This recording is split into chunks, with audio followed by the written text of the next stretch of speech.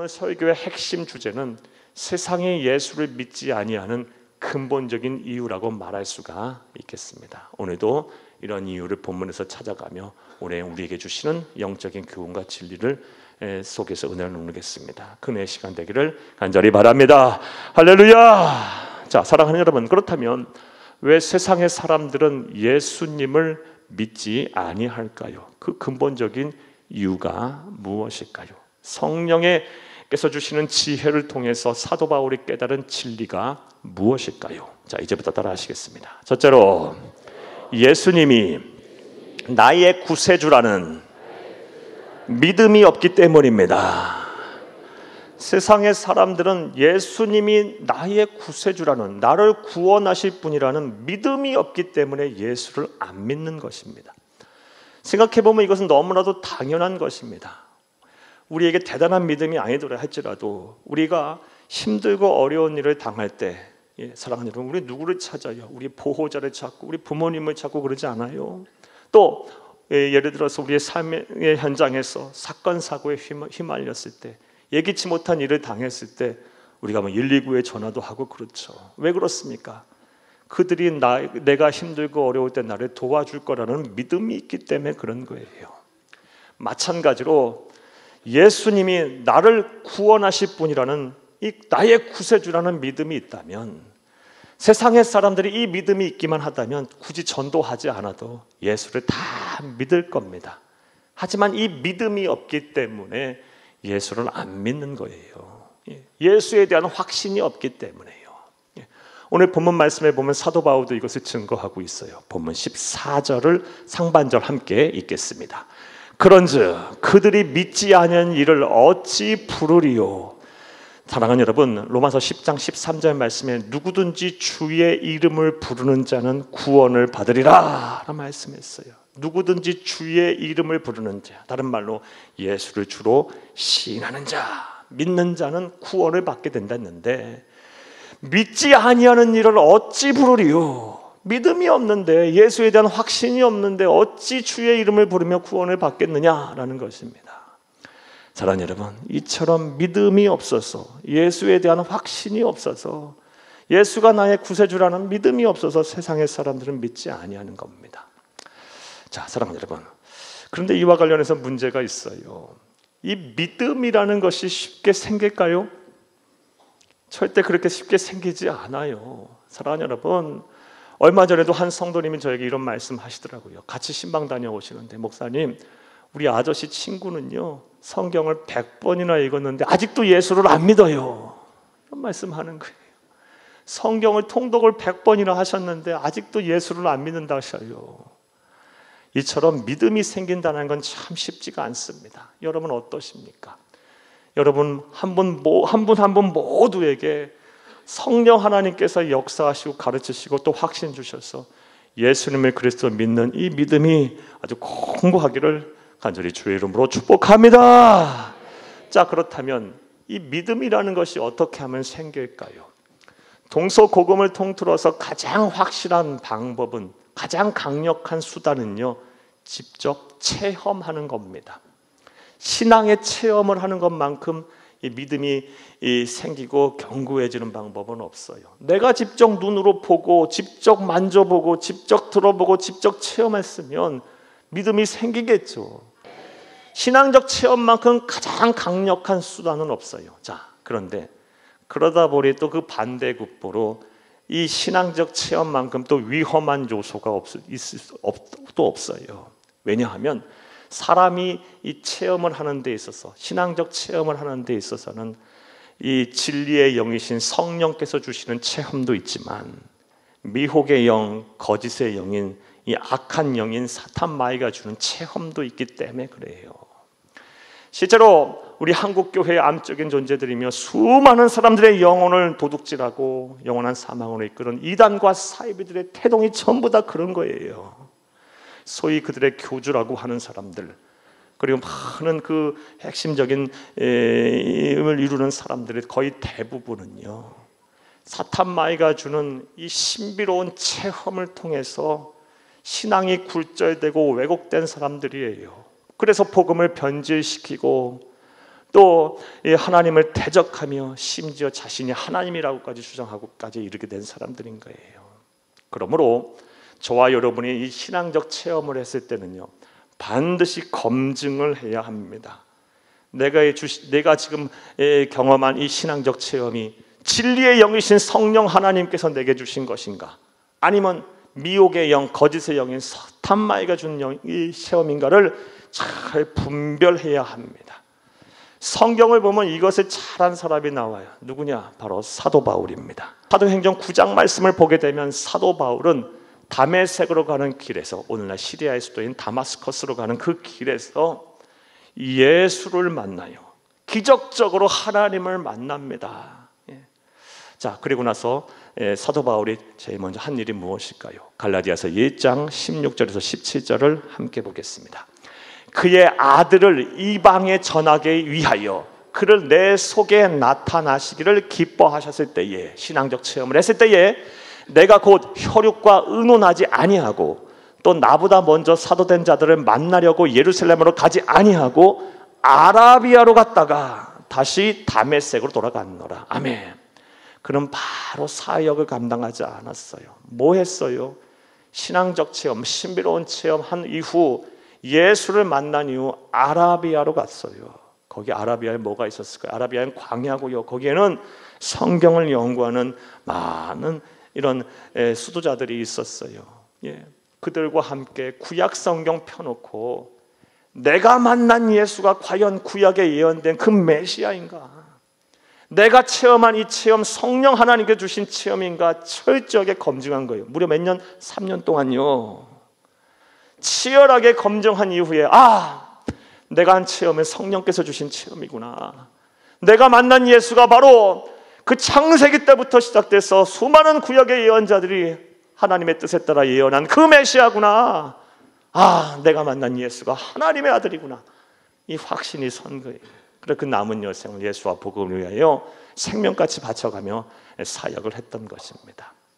따라서 저와 여러분 또한 이 체험을 했을 때, 신앙적 체험을 했을 때는 반드시 검증을 하고 잘 분별해야 합니다.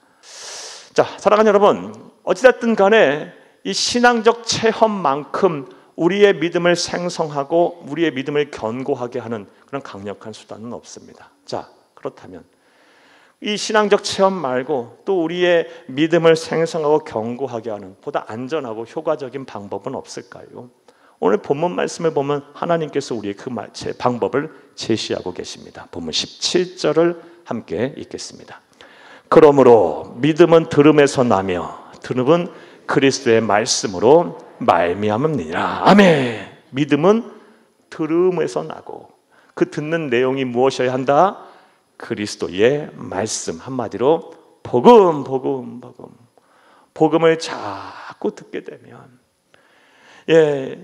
이슬비에 옷 젖듯이 촉촉히 젖어서 믿음이 연약하던 사람도 믿음이 생기고 구원의 확신이 흔들리던 사람도 구원의 확신이 견고해지는 것입니다. 그러므로 성도는 하나님의 말씀을 잘 들어야 돼요. 예배 자리에 잘 나오셔야 돼요. 일주일에 한두 번 해서 되는 문제가 아니에요. 자꾸 말씀을 들으셔야 돼요. 무엇보다 예수에 대한 말씀을 들으셔야 돼요. 예수가 어떤 분이시고 예수가 여러분을 위해서 무슨 일을 하셨고 예수가 여러분을 얼마나 사랑하시는지에 대한 말씀을 반복해서 계속 들으셔야 돼요. 그러다 보면 믿음이 생겨요. 태산 같은 믿음이 생긴다니까요. 저는 목사로 살면서 이런 분 정말 많이 봤고 또 보고 있어요. 겨우 가정의 평화를 지키기 위해서 끌려오다시피 해서 이 자리에 앉아 계시던 분들이 하나님의 말씀을 매주 듣고 복음을 듣다가 어느 순간에서부터 얼굴빛이 변하세요. 구원에 대한 기쁨이 생기셔요. 그리고 주의 몸된 교회와 하나님의 나라 어려운 이웃들을 위해서 봉사와 충성과 헌신의 자리에 서는 그런 분으로 바뀌어가더라고요. 믿음이 생겨요. 믿음은 들음에서 나고 듣는 것은 예수 그리스도의 말씀입니다. 사랑하는 여러분, 부탁합니다.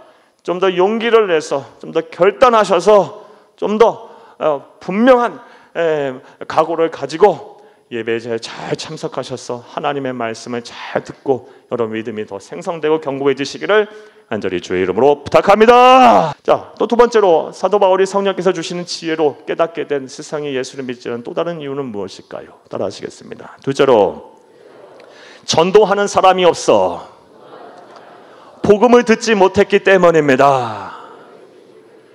전도하는 사람, 복음을 전파하는 사람이 없어서 복음을 듣지도 못했는데 어찌 듣지도 못한 예수를 믿겠느냐, 이 말씀이 오늘 보면 14절 하반절을 함께 읽겠습니다. 듣지도 못한 일을 어찌 믿으리요? 전파하는 자가 없이 어찌 들으리요? 듣지도 못했고 전파하는 자, 전도하는 자도 만나지 못했는데 그런 사람이 어떻게 예수를 믿겠느냐, 이 말씀이에요.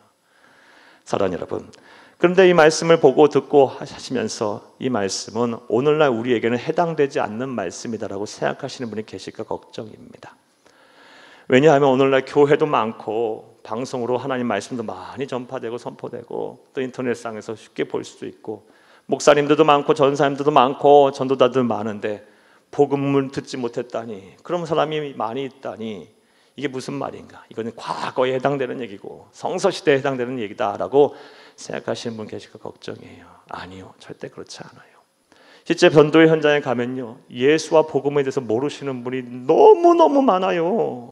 사랑하는 여러분, 그러므로 저와 여러분은 지금, 바로 지금 하나님 말씀에 따라 우리 하나님 아버지의 마음을 헤아려서 때를 어떤지 못 어떤지 열심히 예수와 복음을 세상에 전해야 할 줄로 믿습니다. 세상에는 예수를 몰라서 들어본 적이 없어서 믿지 아니한 사람들은 정말 많아요. 그런데 이것은 해도 되고 안 해도 되고의 문제가 아닙니다. 왜냐하면 저와 여러분을 태초부터, 창세전부터 예지예정하시고 때가 돼서 부르실 순간 믿음으로 화답하여 의롭다함을 받게 하시고 구원받아 하나님을 아바 아버지라 부르게 하시고 또 이 세상 사는 동안 한량 없는 한이 없는 복을 주신 이유가, 먼저 믿게 하여 구원받게 하시고 복을 주신 이유가 영혼 구원하라고 그렇게 하셨기 때문에 그래요. 이와 관련한 말씀을 보겠습니다. 에스겔서 3장 19, 20절을 함께 읽겠습니다. 내가 악인을 깨우치되 그가 그의 악한 마음과 악한 행위에서 돌이키지 아니하면 그는 그의 죄악 중에서 죽으려니와 너는 네 생명을 보존하리라. 20절, 또 의인이 그의 공의에서 돌이켜 악을 행할 때에는 이미 행한 그의 공의는 기억할 바 아니라 내가 그 앞에 거치는 것을 두면 그가 죽을지니 이는 네가 그를 깨우치지 않음이니라. 그는 그의 죄 중에서 죽으려니와 그의 핏값은 내가 네 손에서 찾으리라. 아멘. 이 말씀 무슨 내용이냐? 이 말씀 대할 때마다 참 두렵고 떨리는 마음에 서게 돼요. 이 말씀 이런 내용이에요. 악인이 됐던 의인이 됐던 그 사람에게 전도하지 않아서 그 사람이 예수께 돌아오지 않고 이 세상의 전부인 자에다가 영원한 사망에 이르게 된다면 그 사람의 핏값을 전도하지 않으면 우리에게서 찾겠다는 말씀이에요. 우리에게 그 책임을 묻겠다고 하시는 말씀이에요. 사랑하는 여러분, 이해되셨어요? 이게 얼마나 두렵고 떨리는 말씀입니까? 저와 여러분은 구원받았어요. 우리는 하나님의 은혜 속에 살 거예요. 영원토록 하나님의 책임 속에 살 거예요. 걱정할 필요 없어요. 우리는 참된 자유와 평안을 누리게 될 거예요. 하지만 우리가 전도하지 않아서 그 사람들이 의인이 됐든 악인이 됐든 간에 하나님께로 돌아오지 아니하고 이 세상 전부인지 안다가 영원한 사망에 이르게 되면 그 핏값은 우리의 몫이라는 거예요. 우리의 책임이라는 거예요. 하나님께서 그걸 우리에게 묻겠다고 하시는 말씀이에요. 그런 의미로 볼 때서 이 말씀 볼 때마다 두렵고 떨려요. 그리고 걱정이 많아요. 그리고 목사로서 더 책임 감당해야 한다는 생각도 들고 우리 성도들도 이 책임을 감당해야 할 텐데라는 걱정이 앞서요. 사랑하는 여러분, 부탁드려요. 저와 여러분을 한이 없이 사랑하셔서 도대체 저와 여러분이 누구이고 무엇이길래 하나님께서 이렇게 사랑하셔서 자녀 삼아주셨을까요? 영혼 구원이 하나님의 뜻, 하나님 아버지의 마음임을 알고 때를 어떤지 못 어떤지 열심히 전도하고 또 영혼을 구원한 여러분들 다 되시기를 간절히 주의 이름으로 부탁합니다. 자, 또 세 번째로 오늘 본문 말씀을 통해서 알 수 있는 세상에 예수를 믿지 않은 근본적인 이유가 무엇일까요? 따라 하시겠습니다. 셋째로, 복음에 대해 들었고 이미 잘 알지만 그것에 불순종하기 때문입니다. 복음에 대해서 잘 알아요. 이미 많이 들었어요. 하지만 의도적으로 그것을 거부하고 그것에 불순종하기 때문에 세상 사람들이 예수를 안 믿는다고 말하는 겁니다. 그리고 그 대표적인 예로 오늘 본문 말씀을 보게 되면 사도 바울은 당시 이스라엘 백성들을 가리켜요. 오늘 본문 16절을 먼저 읽겠습니다. 그러나 그들이 다 복음을 순종하지 아니하였도다. 이사야가 이르되 주여 우리가 전한 것을 누가 믿었나이까 하였으니 복음에 순종하지 않았대요. 다 알고 들었는데 순종하지 않았대요. 18절도 함께 읽겠습니다. 그러나 내가 말하노니 그들이 듣지 아니하였느냐? 그렇지 아니하니 그 소리가 온 땅에 퍼졌고 그 말씀이 땅끝까지 이르렀도다 하였느니라. 아멘. 이스라엘 백성들은요 이미 하나님의 말씀 복음을 잘 알고 있었어요. 땅끝까지 퍼져 이르렀었어요. 예수가 누구인지 알고 있었어요.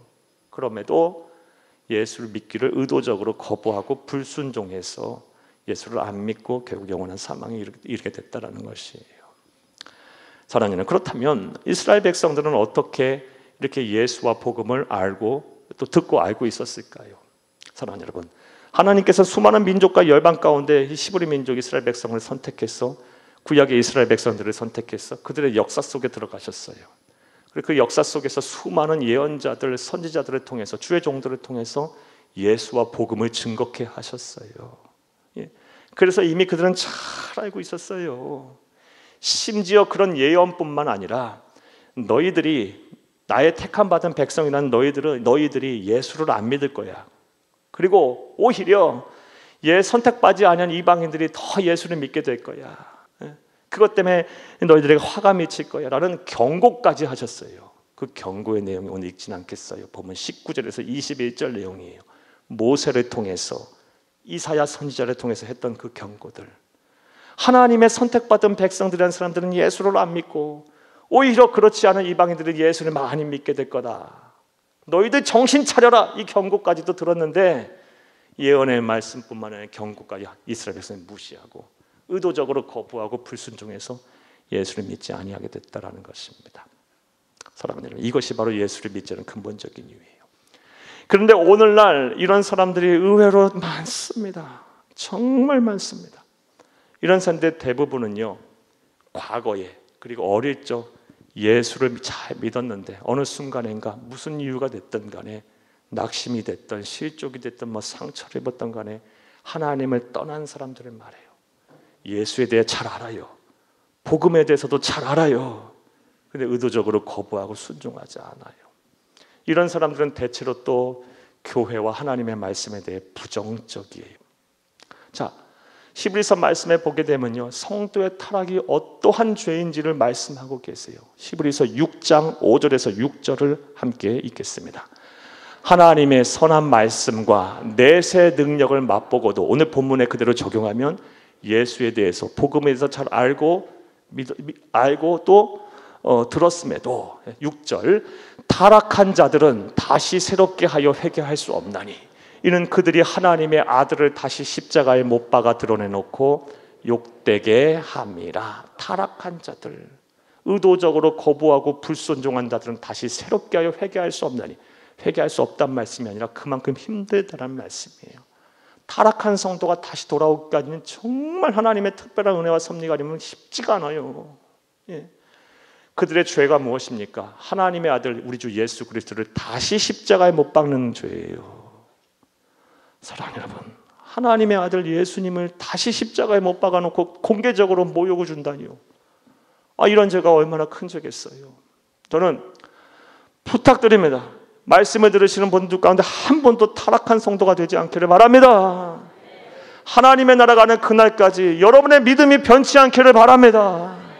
예수에 대한 확신이 변하지 않기를 바랍니다. 여러분뿐만이 아니에요. 여러분 자녀들과 후손들이 그렇게 되지 않기를 바라요. 이미 그렇게 되신 분들 많을 거예요. 걱정입니다. 어릴 때 과거에는 그래도 내 품 안에 있을 때는 예수를 믿고 예배도 드리고 구원을 받았다고 얘기했는데 어느 순간인가부터 머리가 크고 세상에서 분주하게 살다가 하나님을 의도적으로 거부하고 예수 믿기를 거부하고 불순종하여 오히려 예수와 복음을 위해 교회에 비판적인 세력이 되신 분들 많을 거예요, 여러분. 그냥 우리가 포기할 수는 없어요. 우리는 하나님의 때를 기다리고 하나님의 신실하신 그 은혜와 사랑의 때를 기다려야 돼요. 그리고 우리는 기도해야 돼요. 더 많은 사랑과 더 많은 애정을 우리는 쏟아야 돼요. 그렇게 되지 않기를 기도하시고요. 그렇게 됐다고 낙심하지 마시고 하나님의 나라 가는 그날까지 여러분 다시금 주 앞에 돌아오도록 최선을 다하시기를 간절히 주의 이름으로 축복합니다. 말씀 맺겠습니다. 사랑하는 여러분, 오늘 본문 말씀을 통해서 이 세상에 예수를 믿지 않은 근본적인 이유에 대한 말씀을 드렸어요. 예수를 믿으면요 구원을 받아요. 구원만 만나요. 이 세상 사는 동안 하늘의 신령한 복과 땅의 기름진 복을 받아요. 그럼에도 불구하고 왜 예수를 믿지 않을까요? 사도 바울 고민하고 성령께서 주신 지혜를 통해서 깨달았어요.